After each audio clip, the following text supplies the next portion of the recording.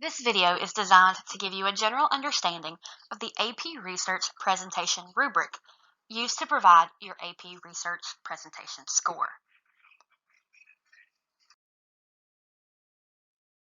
Let's briefly review the requirements for the research presentation and oral defense. It is a hard 15 to 20 minutes presentation. This time includes the 3 oral defense questions. The presentation is given in front of a panel of 3 individuals, at least one of whom must be an AP Research certified teacher. It covers the entirety of the research process, your conclusions, and reflections. And it makes up 25% of your overall AP score. You should make yourself familiar with this rubric. It can be found on your Canvas course page, as well as by searching AP Capstone Research Presentation rubric in Google or through your AP Classroom digital portfolio. We will take a look at each row of the rubric in detail. Before we begin, let's define some terms and talk about the way that they will be used in this video. You will see references to a research question, a research problem, or a project goal. In this video, I will be using the term research question. This is the driving force behind the research project itself. It may be a question, it may be a final prototype, or it may be the development of new understandings at the end of the entire process.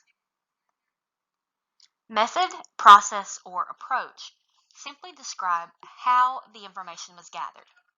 How did the researcher go from the preliminary question through to gathering information and analyzing that information to reach a conclusion? In this video, I will be using the term method to encompass all of those. Lastly, you have an argument, conclusion, or a new understanding. This is really looking at the end result of the research. What was the answer to the question? What were conclusions or suggestions that were made? How does one know that the particular response or particular prototype is going to be useful? In this case, I will be using the term conclusion to talk about arguments and new understandings.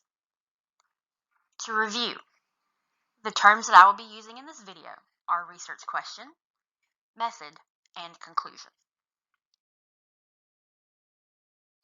Let's begin by looking at the different rows of the rubric.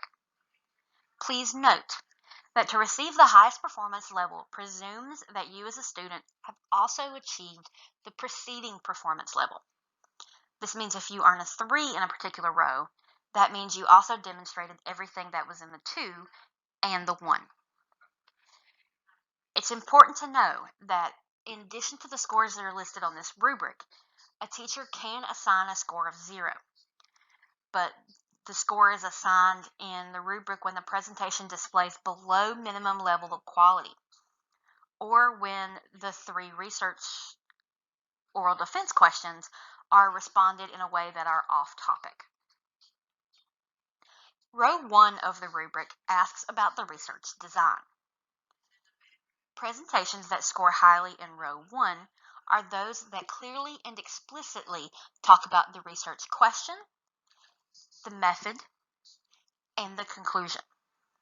This means that the presentation talks through the development of the question, the development of the research method, the carrying out of the experiment or gathering of data, the analysis, and the final result.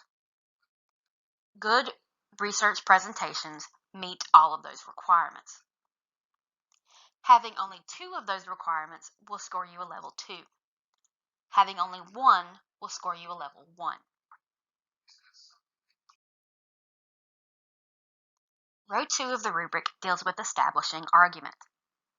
Remember that the purpose of the presentation is to show the entire research process and to ensure that the audience can understand how the original research question led to the development of the experiment and what the consequences of the experiment and conclusions are. Here, the highest level will earn you 6 points. In order to earn 6 points, you must have a presentation backed up with additional scholarly work that presents an argument, and that argument must have a clear line of reasoning. This identifies and explains not only the consequences of your conclusion, but also the implications of that conclusion. The middle row is considered a 4.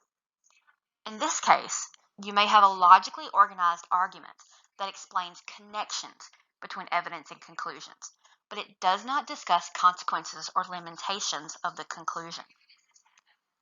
The lowest level will receive a level 2, and this provides a presentation or scholarly work that is generalized and oversimplified in its conclusion.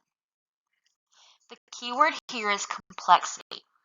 In complex solutions and complex conclusions, always look for the consequences, limitations, or implications of those decisions.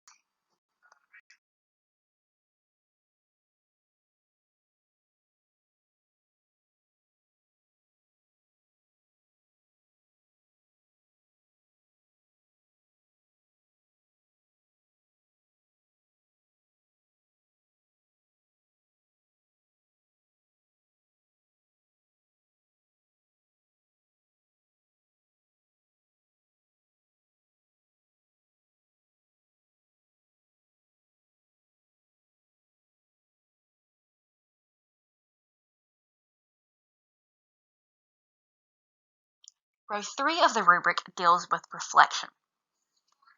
In order to score high in this particular row, you must explicitly talk about how the steps of the research process led to your personal conclusion or solution. It is important to think back on your research process and directly connect the steps and information that was gathered within those steps to how you determined your conclusion. Simply talking about evidence that affirms or refutes your initial assumption or hypothesis without specifically attaching it to steps in the research process will score you a level 2. Stating simplistic or overgeneralized connections will typically get you a row 1. Row 4 deals with engaging your audience. This comes from 2 separate components, the visual multimedia and the presentation skills.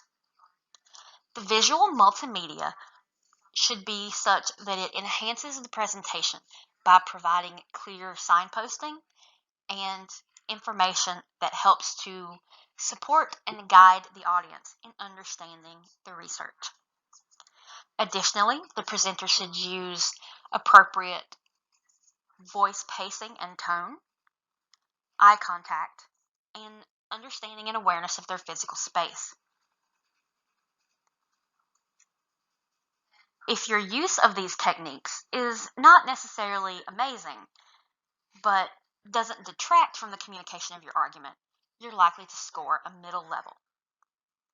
If the design, delivery, and performance of your presentation is done in such a way that it detracts from the overall communication, this will score you in a low level. Row 5 begins the scoring for your oral defense. Question 5 deals with the research and inquiry process. Note that there are only 2 levels for scoring the oral defense questions, high or low. In this case, the question is asked typically about the research process. And a quality response is one that provides a logical and explicit rationale with evidence for the reasoning of choosing a particular research method or process. Responses that give some information about the inquiry choice but are neither detailed nor explicit will score low. Responses that are completely off topic will score a 0. Row 6 discusses the depths of understanding. This question typically asks about specific details or relationships of information that you've found or discovered in your research. Again, there are only two levels, high and low. High responses provide detailed, logical responses that are supported by specific evidence from the research project. Responses that are not specific or don't use detail will be scored at a low level. Off-topic responses will receive a score of 0. Lastly, row 7. This is a reflection throughout the inquiry process question. This is actually asking, how did the research process itself and the information that you found change the way that you think or understand? This particular question is often answered in terms of thinking about, what did you learn about yourself, learn about the research process, or learn about the topic in which you researched. Again, there are only two levels, high and low. High quality responses are explicit and detailed. Low quality responses lack explicit information or detailed information. Again, responses that are off topic will receive a 0 in the row.